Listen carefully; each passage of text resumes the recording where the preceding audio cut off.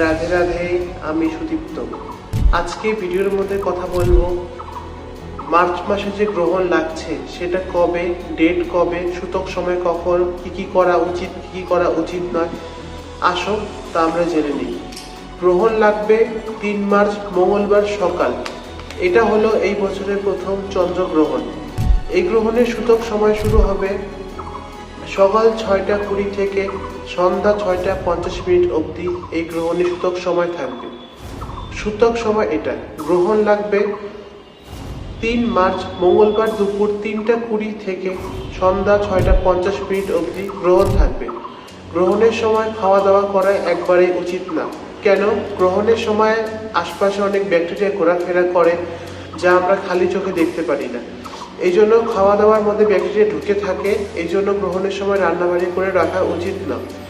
গ্রহণের সময় খাওয়া দাওয়া উচিত না এই কারণ। এই জন্য গ্রহণের সময় খাওয়া দাওয়া করবেন না। গ্রহণের সময় সূতক 6টা 20 থেকে লাগবে সকালবেলা। সূতকের সময় কিন্তু ভগবানের বিগ্রহ ধরে পূজা করা একদম উচিত না। মানে বিগ্রহ তো স্পর্শ করা যাবে না। সূতকের সময় মন্দির বন্ধ থাকবে। গ্রহণ লাগে, গ্রহণের 9 ঘন্টা আগে সূতক লাগে। এই জন্য সূতক কালটা মেনে রাখবেন, মেনে চলবেন। 3 মার্চ মঙ্গলবার সূতক সময় 6টা 20 থেকে সন্ধ্যা 6টা 50 অবধি। 6টা 50 পরে স্নান আদি করে ঠাকুর সেবা শুরু করে দিন, যেভাবে আপনি রেগুলার করেন।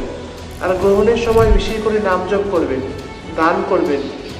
গ্রহণের সময় যদি আপনি অন্নদান করেন তাহলে আপনার পিতৃদোষ নষ্ট হয়ে যায়, আপনার পিতৃ আপনার উপর খুশি থাকবে। এই জন্য গ্রহণের সময় অন্নদান অবশ্যই করুন। আপনি অন্ন খাবেন না, অন্ন দান করবেন। খাওয়ার কথা বলা হয়নি, দান করার কথা বলা হয়েছে। যদি দান করতে না পারেন তাহলে আপনি এক আসনে বসে নাম জপ করতে থাকেন। নাম জপ যদি করেন তাহলে গ্রহণের সময় করা নাম জপ আপনাকে 10 গুণ বেশি ফল দিবে। এই জন্য গ্রহণের সময় কিছু করুন না করুন, নাম জপটা অতি অবশ্যই করুন। রাধে রাধে। আরও যদি কোনো কনফিউশন থাকে তো জানিয়ে দিন, ভিডিও বানিয়ে দেওয়া হবে।